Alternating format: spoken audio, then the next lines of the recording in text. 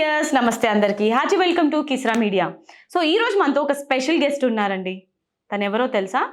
చాలా చిన్నప్పుడే 1.2 మిలియన్ ఫాలోవర్స్ని ఇన్స్టాగ్రామ్లో సంపాదించుకొని తనకున్న ప్యాషన్తోని సోషల్ మీడియా అంతా కూడా ఇన్ఫ్లుయెన్సర్గా ఏలేస్తుందండి. తను ఎవరో కాదు, ప్రేమలత అలియాస్ చిన్ను ఈరోజు మనతో ఉన్నారు. మరి లేట్ చేయకుండా తన పర్సనల్ లైఫ్, ప్రొఫెషనల్ లైఫ్ గురించి చాలా విషయాలు తెలుసుకుందాం. హాయ్ ప్రేమలత.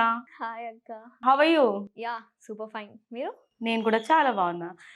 సో ప్రేమ ప్రేమ అని పిలవచ్చు, పిలవచ్చు. చిన్ను అని పిలవాలా? మీ ఇష్టం. ఓకే, సో చిన్ను అని పిలుస్తా. ఓకే ఓకే చిన్ను, ఇంత తక్కువ టైంలో ఇంతమంది ఫాలోవర్స్ అసలు ఎలా? తక్కువ టైంలో అని ఏం లేదు. నేను నా 10th క్లాస్ చదివినప్పటి నుంచి నేను చేస్తున్నాను. ఐ మీన్ 9th నుంచి ఏం చేస్తున్నాను. చేస్తున్నావు? వీడియోస్. ఓకే, 9th నుంచి చేస్తున్నాను వీడియోస్.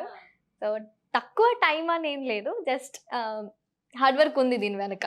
అవునా? ఏంటి టిక్టాక్ నుంచి స్టార్ట్ చేస్తా? టిక్టాక్ నుంచి స్టార్ట్ చేశాను. ఈ సోషల్ మీడియా ఇన్ఫ్లుయెన్స్ తో వచ్చిన బాధే ఇది. అందరూ ఎలా స్టార్ట్ చేశారు అని అంటే, ఫస్ట్ వాళ్ళ పాయింట్ చెప్తారు, టిక్టాక్ నుంచే స్టార్ట్ చేశాం. టిక్టాక్ బ్యాన్ అయిన తర్వాత అసలు ఏం జరిగింది? అసలు మీరు అందరూ ఈ ఇన్ఫ్లుయెన్సర్స్ అందరూ ఏంటి చాలా డిప్రెషన్ లోకి వెళ్ళిపోయారా? అలాంటిది ఏం లేదు, అదొక ప్లాట్ఫామ్ కదా. అంటే జస్ట్ వీడియోస్ చేసాము.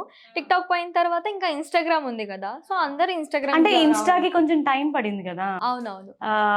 అంటే డబ్ స్మాష్, ఆ తర్వాత టిక్టాక్ అప్డేట్ అయింది. అవునవును. ఆ తర్వాత ఇమ్మీడియట్ గా టిక్టాక్ బ్యాన్ చేసిన తర్వాత కొన్ని డేస్ కి మనకి రీల్స్ వచ్చాయి. అంతకు ముందు అంటే ఇంకా ఎలా అనిపించింది? ఇప్పుడు సడన్ గా ఫోన్ ఉండి చేతిలో ఒక ఫోన్ ఉండి సడన్ గా ఎవరైనా లాగేసి ఒక గంట సేపు ఫోన్ లేకపోతే చేతిలో ఎలా ఉంటుంది? అలా అనిపించిందా? నేను అప్పటికే టిక్టాక్ లో నుంచి బ్యాన్ అయిపోయిన తర్వాత, నేను టిక్టాక్ లో ఉన్నప్పుడే నేను అప్పటికి సాంగ్స్ చేస్తున్నాను, ఫోక్ సైడ్స్. సో అందువల్ల నాకు అంత ఏం అనిపించలేదు, ఎందుకంటే నాకు కావాల్సిన ప్లాట్ఫామ్ నాకు వచ్చేసింది కాబట్టి.